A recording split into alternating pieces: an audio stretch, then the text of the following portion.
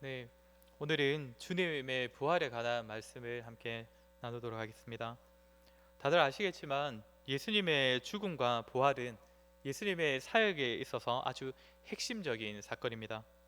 지난주 살핀 예수님과 예수님의 고난도 마찬가지였지만 부활 역시도 구약 성경, 신약 성경 또 교회의 역사 속에서 또 교리에서 참 많이 강조하고 중요하게 다룹니다.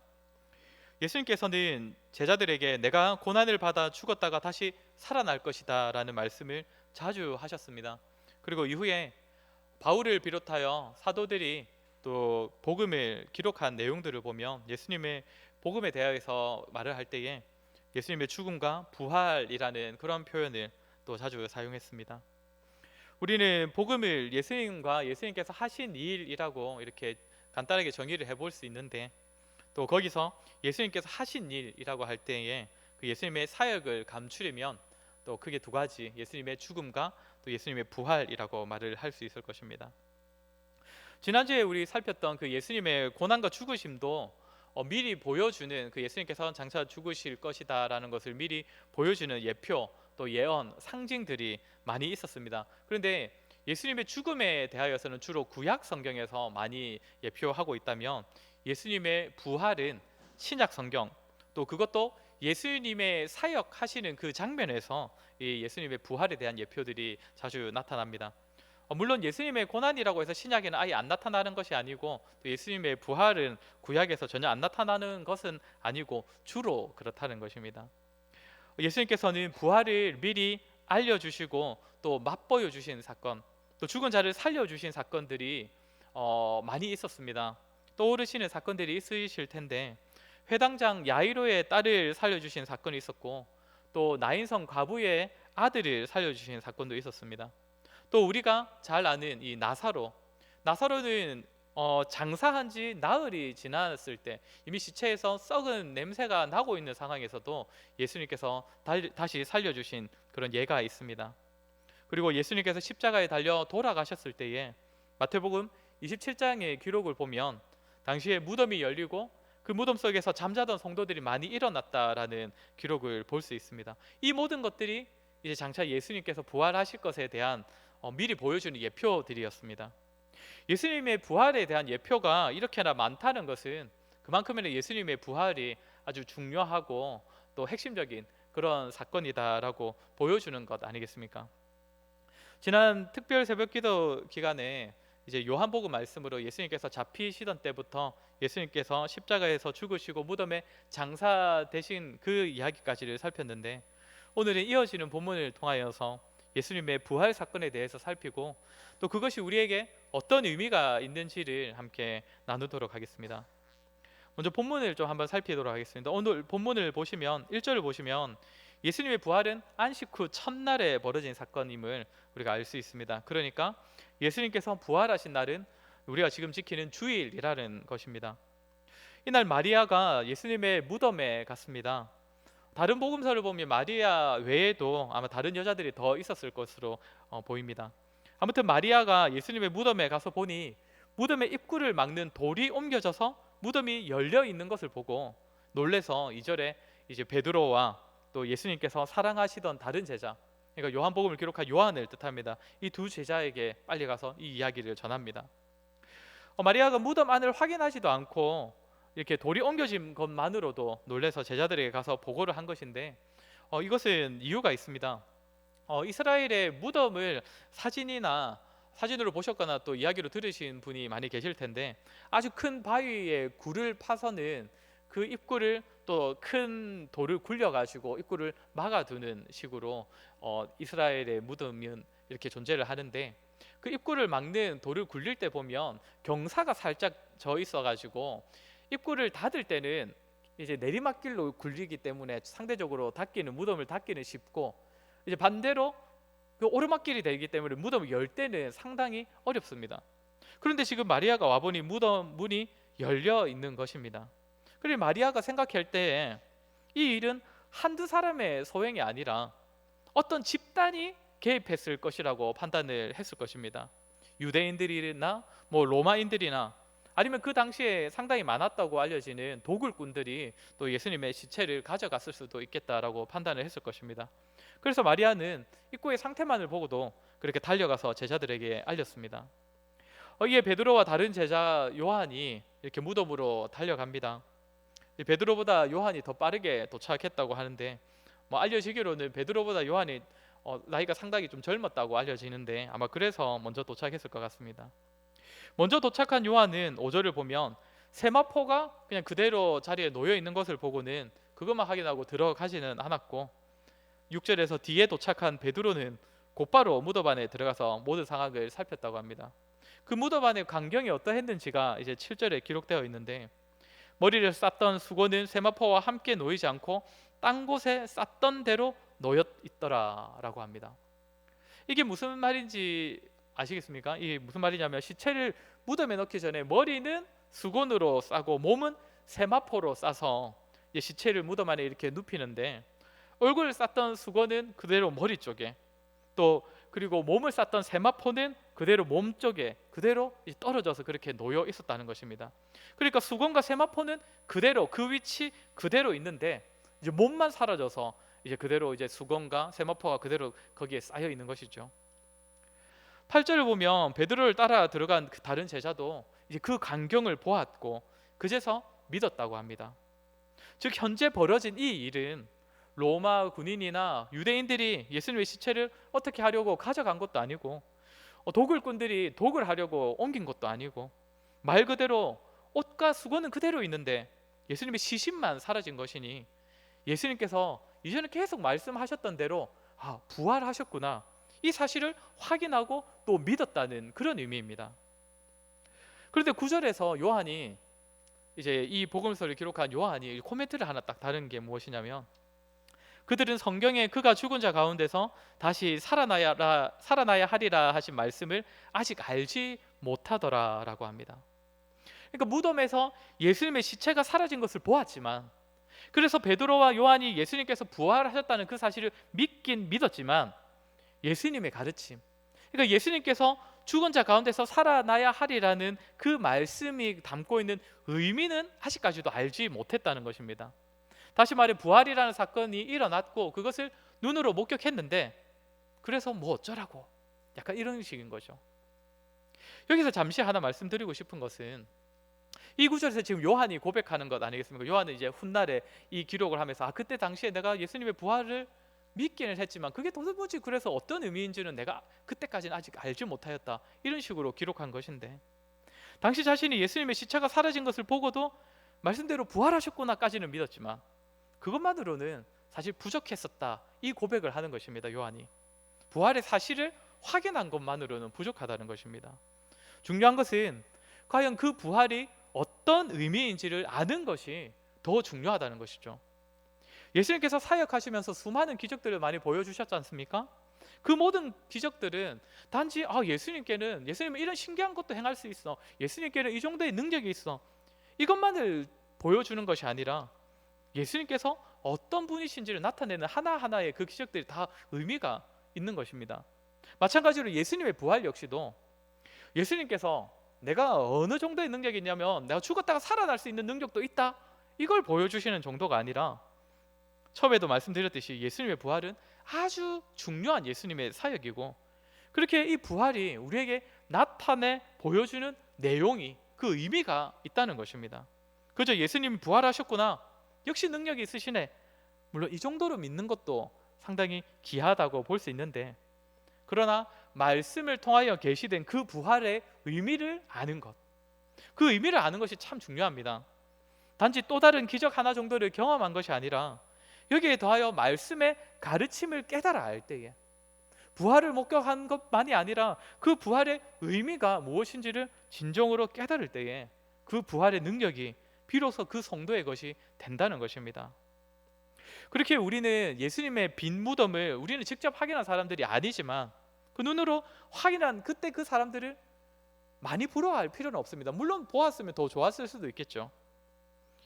그렇지만 그들을 전적으로 부러워할 필요가 없는 이유는, 그 부활의 의미는 그 부활이 우리에게 어떤 유익을 주는지를 우리가 말씀을 통해서 다 계시받았고 다 확인할 수 있기 때문입니다. 그리고 단지 보는 것이 아니라 그 부활의 의미를 깨닫는 것이 훨씬 더 우리에게 유익이 되기 때문에 우리 역시도 그 당시의 제자들과 다를 바 없는 부활의 능력을, 부활의 유익을 이 시간에도, 오늘날에도 우리가 누릴 수 있습니다.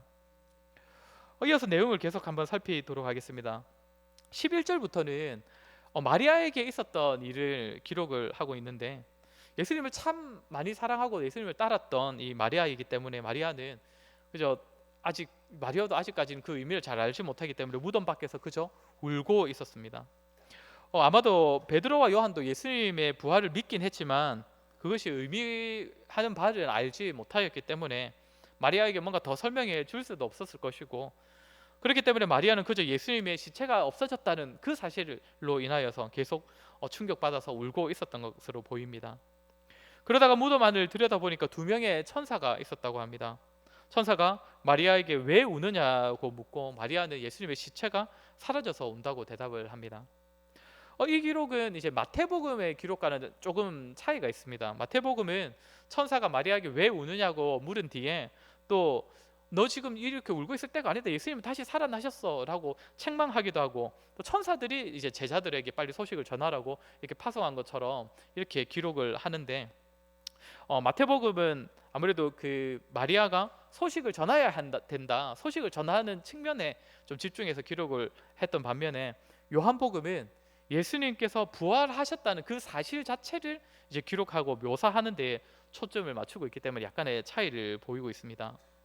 아무튼 천사들과의 이 대화 이후에 14절에 이제 인기척을 느꼈는지 뒤를 한번 돌아보니 예수님께서 거기에 서 계셨습니다. 그러나 마리아는 예수님을 알아보지 못했다고 합니다. 사실 이것은 부활하신 예수님을 만난 모든 사람들이 공통적으로 보이는 특징입니다. 예수님을 한눈에 알아보지 못합니다. 예수님께서 자신을 먼저 계시해 주시기 전까지는 사람들이 부활하신 예수님을 아무도 알아보지를 못했습니다. 다음 장인 21장에서도 바닷가에 있는 제자들에게 예수님께서 나타나셨는데 그 제자들은 예수님을 알아보지 못합니다. 누가복음 24장에 엠마오로 가던 2 제자 이야기가 나오는데 그 제자들 역시도 예수님을 알아보지 못했습니다. 오늘 본문에서도 마리아가 이 예수님을 알아보지 못하고 있는데, 아마도 부활하신 예수님의 모습은 이전과는 확실하게 뭔가 달라진 모습일 것이다 라는 것을 우리가 예상해 볼 수 있습니다. 분명히 이전과는 다른 모습이니 그 예수님과 가까운 자들도 예수님을 알아보지 못하는 것이죠. 그러나 또 우리가 또 한편으로 생각해 볼 때, 그렇다고 해서 뭔가 예수님의 모습이 갑자기 사람에서 천사처럼 확 완전히 달라진 그런 모습은 또 아니었을 것이다 라고 생각할 수 있는 것은, 지금 이 본문을 보면 마리아가 예수님을 보았을 때 누군 줄 알았다고 합니까? 천사인 줄 알았다가 아니라 동산지기인 줄 알았다라고 합니다. 그러니까 사람이라는 것은 알았다는 것이죠. 그러니 예수님께서, 부활하신 예수님께서 이전과 달라지셨지만 그렇다고 사람이 천사가 되는 것 정도로 뭔가 엄청난 반전이 일어나는 그런 것은 아니라는 것을 우리가 또 생각해 볼 수 있습니다. 이제 예수님께서도 천사처럼 마리아에게 우는 이유를 물으시고 마리아는 대답을 합니다. 그리고 16절에서 예수님께서 마리아의 이름을 부르시니 마리아가 곧바로 예수님을 알아보는 장면이 있습니다. 참 뭔가 인간적으로 보아도 이 참 그토록 애달프게 찾던 그분을 만났으니 그에 대한 감격이 느껴지기도 한데, 참 요한복음 10장의 말씀이 떠오르는 장면이라서 이 장면이 참 더 감동이 됩니다. 목자는 양의 이름을 부르고 양은 그 목자의 음성을 안다.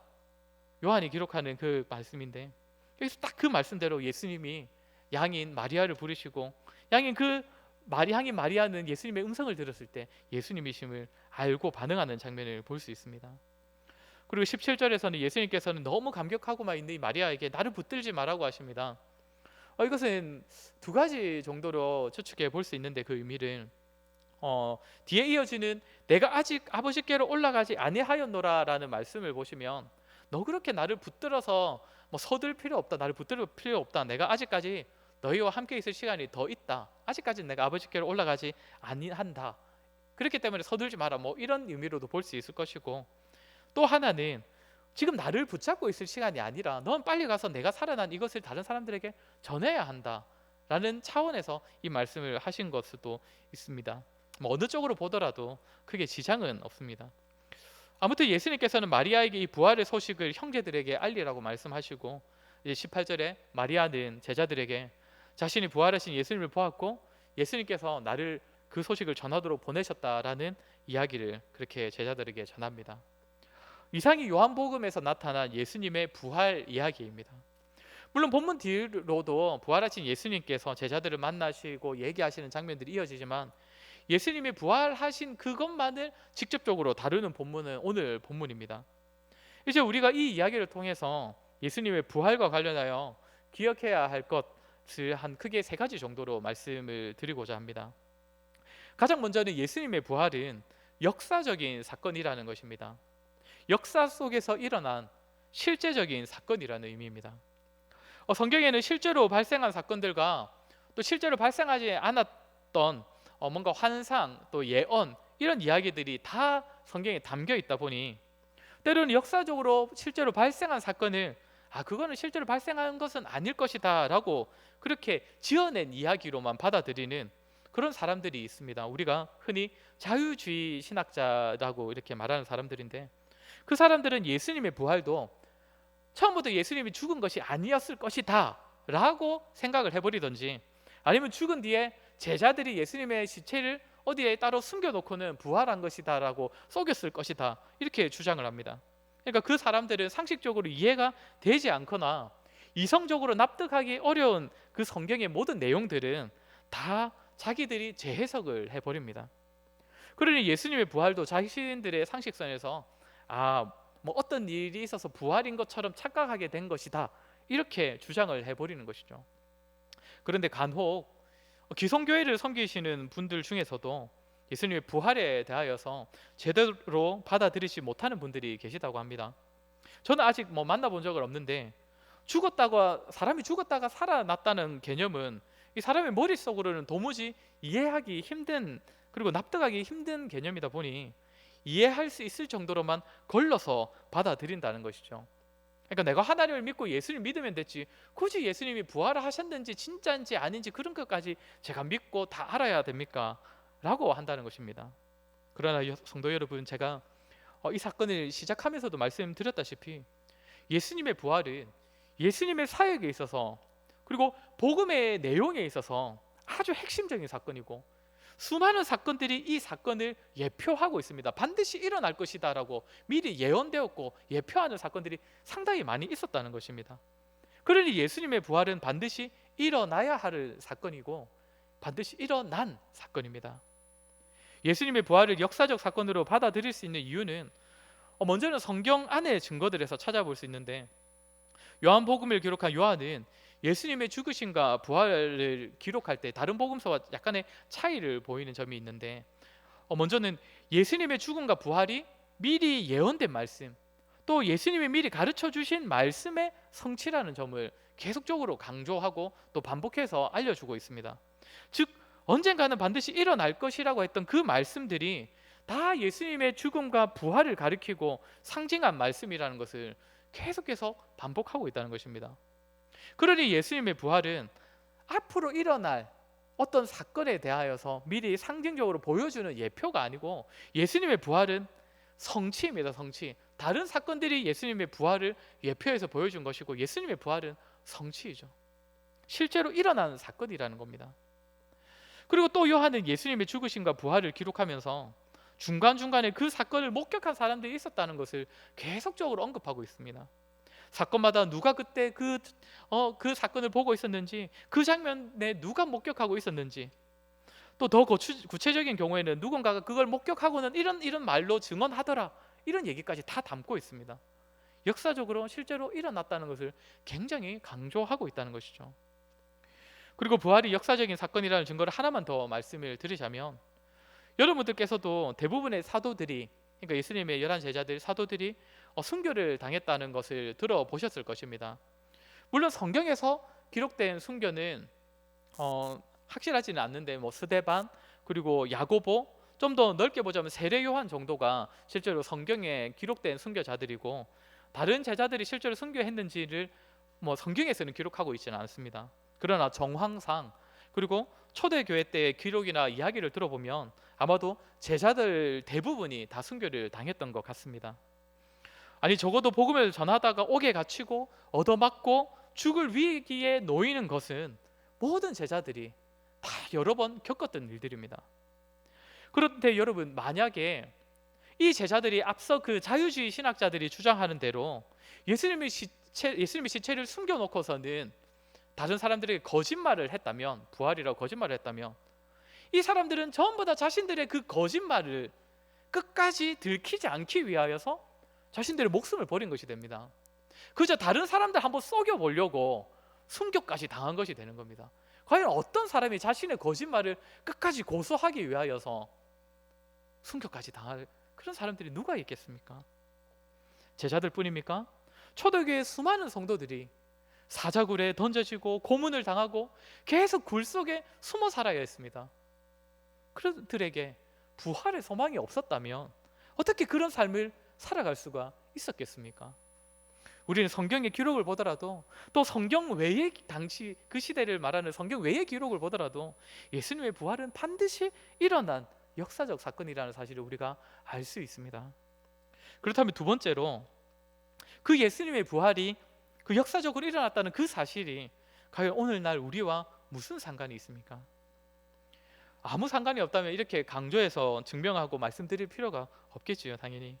좀 전에 베드로와 요한이 예수님의 부활을 믿었지만 그것이 어떤 의미인지, 자신과 무슨 상관인지를 몰랐었다고 했는데, 예수님의 부활은 성도들과 아주 깊은 관련이 있습니다. 예수님의 부활로 우리가 누리게 된 유익은 사실 다양하게 말할 수가 있겠지만, 우리 본문에서 확인할 수 있는 것만 한 3가지 정도만 말씀을 드리려고 합니다. 먼저는 무덤이 비어 있었다는 것을 우리가 주목을 해야 합니다. 우리가 예수님의 부활을 이야기하면 예수님께서 다시 살아나신 것, 분명 죽으셨던 분이 다시 살아서 돌아오신 것에 많이 주목을 합니다. 부활이라는 그 단어가 가진 뜻이 그것이기 때문에 그럴 수밖에 없는데, 그런데 다시 살아난 것만이 부활이 지니고 있는 의미라면, 안식 후 첫날에 예수님께서 이미 부활하신 상태로 여자들과 제자들을 만나러 오시는 그 이야기로 바로 이어지면 되는 것인데, 복음서를 보시면 네 가지 복음서가 전부 다 예수님의 부활을 처음 기록하는 장면은 무엇이냐면 무덤이 비어 있었다는 겁니다. 예수님의 시체가 사라졌다는 것, 그것을 먼저 기록하고 있습니다. 그러니까 이 사실이 의미가 있기 때문이겠죠. 부활은 우리가 육신이 죽어도 다시 살고 영원히 살게 될 것이라는 그 사실을 보여주는 것이지만, 그 전에 어떻게 해서 우리가 그렇게 될 수 있을 것인가, 어떻게 해서 우리가 그렇게 영원한 삶을 살아갈 수 있을 것인가, 어떻게 가능한가, 이것을 보여주는 사건입니다. 시체가 사라졌습니다.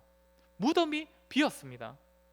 이것은 우리가 잘 아는 대로 예수님께서 죽음을 이기셨다는 것, 사망의 권세를 이기셨다는 것을 보여주는 것이죠. 그러면 여러분, 죽음은 어디로부터 온 것입니까? 죄로부터 온 것입니다. 죄로부터 시작된 것이 우리의 죽음입니다. 이 죄가 육신의 죽음도 또 영원한 형벌인 둘째 사망도 가져왔습니다. 죄로 인하여 죽음이 시작되었기 때문에 구약의 율법에서는 시체를 만지는 것을 부정한 행위로 규정합니다. 왜냐하면 시체는 죽음과 또 죽음의 원인인 죄를 보여주는 존재이기 때문입니다. 이렇게 죄의 결과로 죽음이 오고 시체가 발생하게 되는데, 예수님이 부활하셨을 때에 시체가 사라졌습니다. 즉 죄의 문제가 해결되었다는 것을 보여주는 것이죠. 예수님의 십자가 죽음이 죄값을 치르는 행위였기 때문에 이제 죄값이 치러진 이후로는 시체, 죽음의 권세가 더 이상 예수님을 붙잡아 둘 수 없었던 것입니다. 이것이 우리가 앞으로 부활하여서 영원히 살게 될 수 있는, 영생을 누릴 수 있는 비결입니다. 이 사실을 예수님의 부활이 보여주는 것이죠. 우리의 죄의 문제, 죄로 인한 그 벌들이 이제는 우리에게 더 이상 힘을 쓸 수 없고 다 사라졌다, 다 해결되었다, 이것을 확인시켜 주는 것이 부활입니다. 둘째로는 예수님의 부활 사건으로 인하여서 이제 새로운 관계가 시작되었다는 것을 다시금 확인시켜 보여줍니다.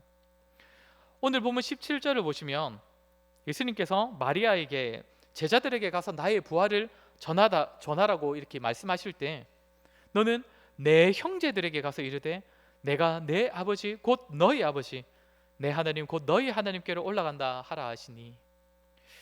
뭐라고 합니까? 내 아버지 곧 너희 아버지 내 하나님 곧 너희 하나님.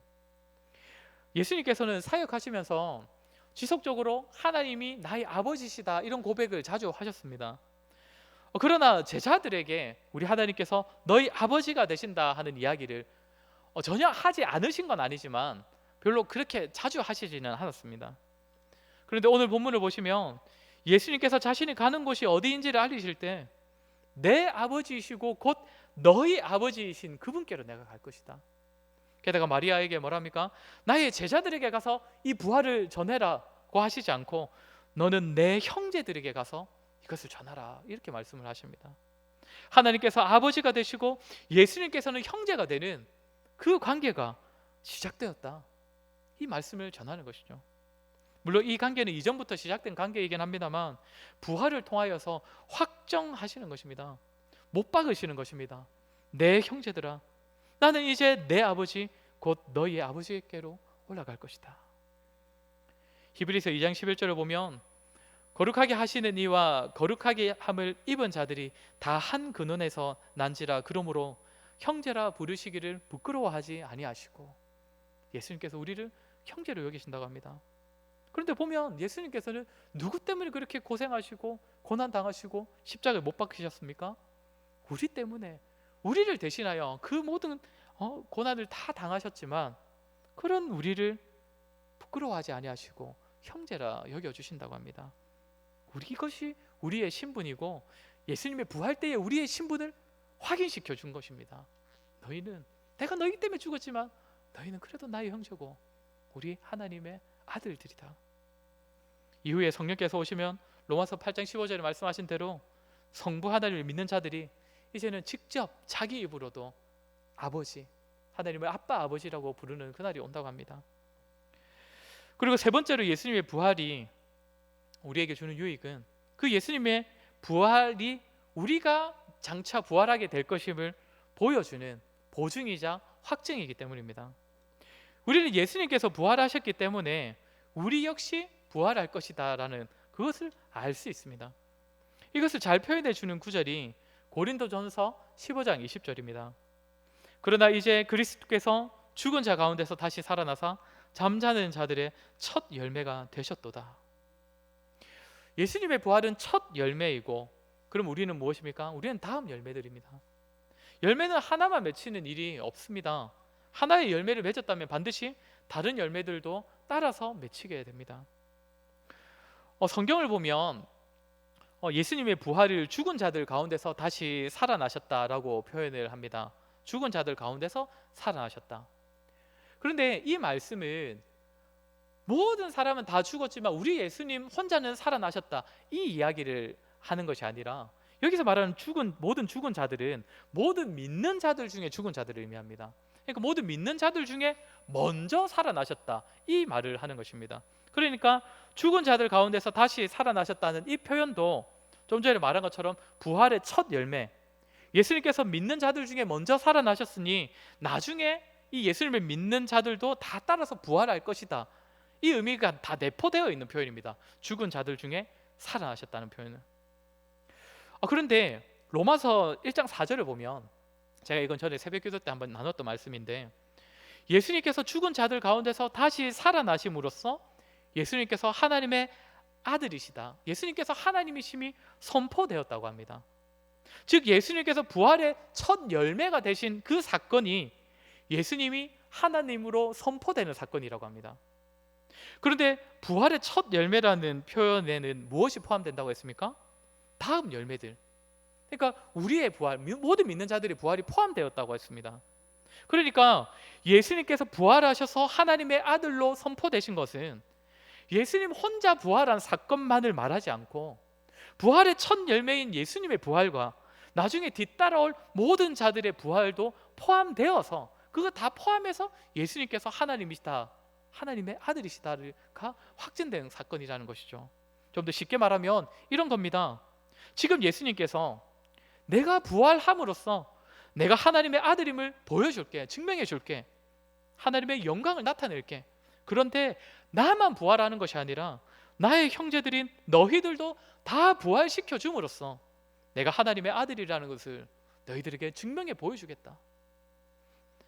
그렇기 때문에 믿는 자 중에서 단 한 사람이라도 부활시켜 주시지 않는다면 예수님께서 하나님의 아들로 선포되는 데에 부족함이 있는 것입니다.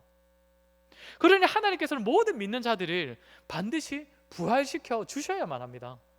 하나님은 자신의 영광을 위하여 일하시는 분이시기 때문에 우리의 부활이 없으면, 모든 믿는 자들이 부활하지 않으면, 한 사람이라도 부활하지 못한다면 그 영광이 가리워지는 것이기 때문에 하나님께서는 우리를 반드시 부활시켜 주셔야만 하는 것이죠. 그러니 여러분, 우리는 반드시 부활할 것입니다. 예수님께서 자신의 부활로 그 사실을 확실하게 보증하셨습니다. 우리가 마지막으로 예수님의 부활 사건에 대하여서 오늘 본문에서 확인할 수 있는 것은 이 부활은 증거되어야 한다는 것입니다. 부활의 소식은 전해져야 한다는 사실입니다. 여러분, 우리가 성경을 보면 전도를 하라거나 복음을 전하라는 이런 말들이 생각보다 굉장히 적다는 것 아십니까? 아예 없는 것은 아니지만 뭔가 전도나 선교가 교회의 본질을 좌우할 만큼 아주 중요한 것이다, 생각보다 성경은 그 정도로 강조하고 있지는 않습니다. 굳이 강조를 한다면 성경은 오히려 전도보다 성화를 좀 더 강조를 하고 있습니다. 아무튼 오늘 본문을 보면 예수님께서 마리아에게 자신의 부활에 대하여서는 전하라는 말씀을 직접적으로 하고 계십니다. 좀 있으면 예수님께서 제자들에게 직접 나타나실 것입니다. 이 본문 뒤에 이어지는 내용이 그것입니다. 그런데도 이 사실을 내가 좀 이따가 가서 제자들에게 내가 너처럼 보여줄게, 이게 아니라 너가 먼저 가서 전하라고 명하고 계신다는 겁니다. 우리가 알 수 있는 사실은 예수님의 부활은 전해져야 하는 소식이라는 겁니다.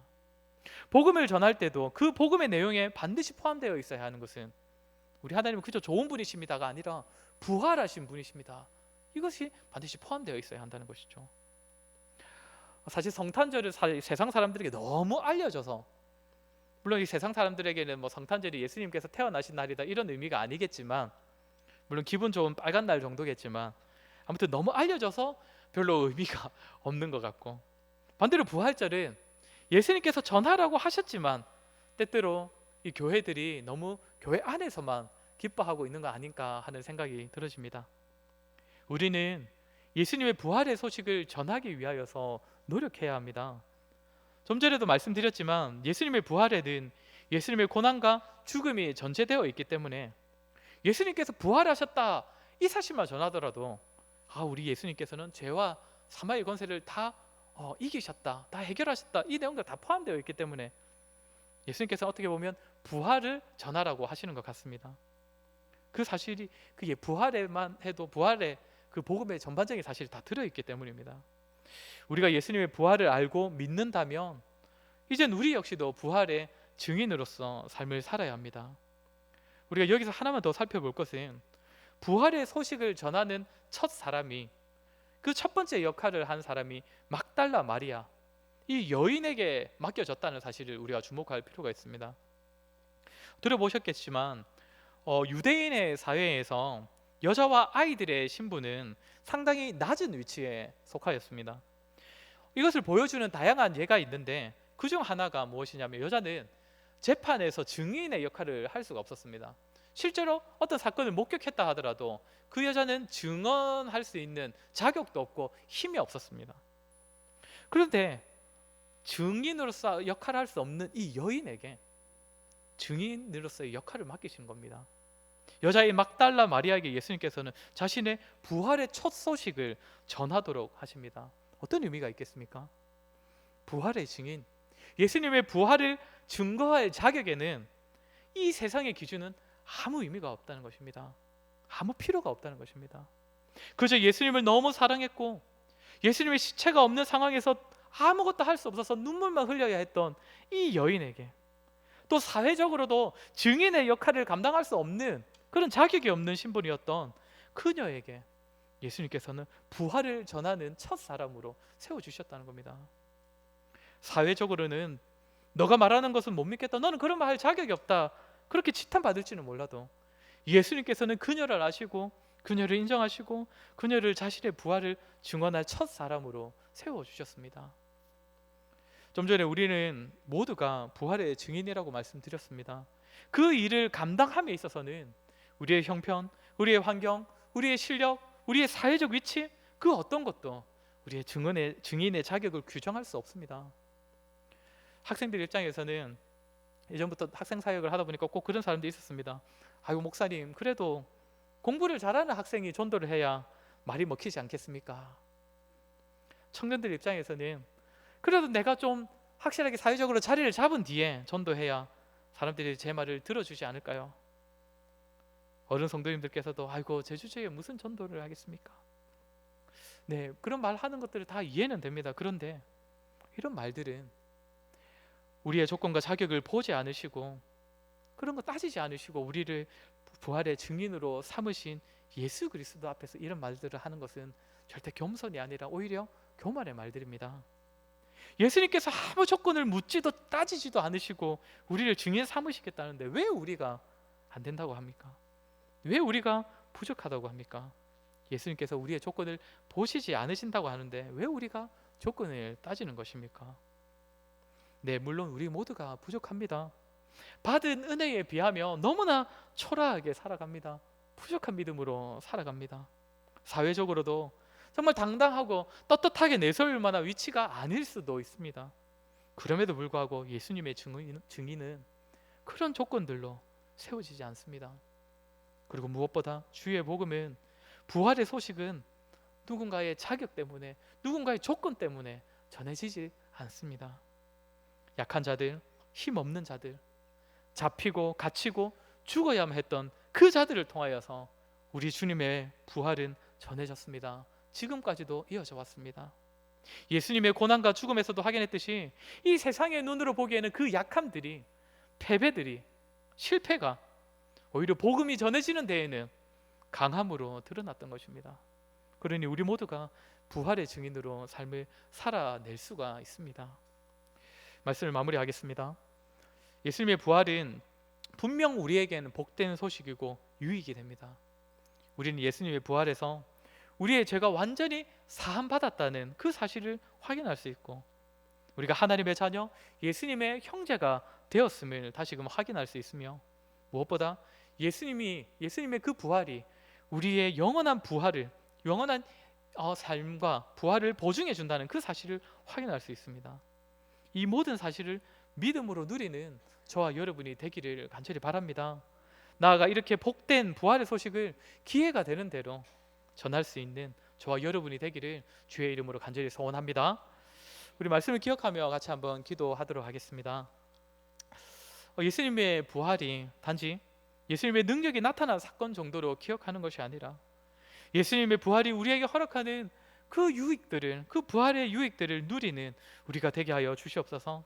예수님의 부활로 말미암아 이제 우리는 더 이상 죄와 형벌이 그에 매여 있는 것이 아니라 그 모든 것들이 다 사하여졌음을 확신하는 우리가 되게 하시고, 예수님의 부활로 인하여 하나님께서는 우리의 아버지가 되시고 예수님께서 우리의 형제가 되시는 그러한 새로운 공동체에 속하게 되었음을 기억하게 하시고, 무엇보다 예수님의 부활이 우리의 부활과 영원한 삶을 확증해 준 사건임을 확신하고 또 그 은혜를 누리며 살아가는 우리가 되게 하여 주시옵소서. 또한 우리의 조건과 자격, 삶의 환경을 보지 않으시고 부활의 증인 삼아 주셨음을 기억하며 기회가 되는 대로 주의 죽으심과 부활을 전하는 자들, 주의 복음을 증거하는 삶을 살아가게 하여 주시옵소서. 우리 이 시간에 들은 말씀을 기억하며 같이 기도하도록 하겠습니다. 기도하겠습니다.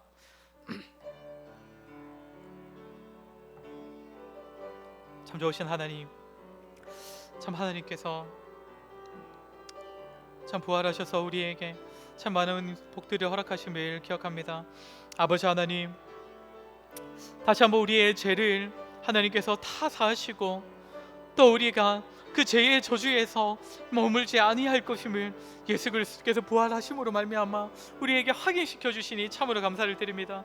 아버지 하나님, 이후로는 우리가 그 죄와 하나님을 끝까지 싸워 이기려고 노력하지만 하나님 죄에서는 자유로운 삶을 살아갈 수 있는 우리가 될 수 있도록 도와주시기를 간절히 소망합나이다.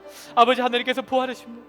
예수 그리스도께서 부활하심으로 말미암아 아버지 하나님과 우리가 영원한 가족이 되었음을, 예수 그리스도께서 우리의 형제가 되셨음을 우리가 다시 한번 확인하게 되시니 참으로 감사를 드립니다. 아버지 하나님, 우리가 이 세상에 속한 자들이 아니요 장차 저 하늘에서 누리게 될 그 영원한 공동체 가운데 속하게 되었음을 기억하고, 아버지 하나님, 우리의 마음과 우리의 생각과 우리의 뜻을 이 세상에 두지 아니하고 장차 우리에게 영원히 거하게 하실 저 하늘나라와 저 천국에 우리의 마음을 두고 살아갈 수 있는 우리가 될 수 있도록 은혜를 베풀어 주시옵소서. 아버지 하나님, 무엇보다 우리의 부활을 확증시켜 주심을 감사를 드립니다.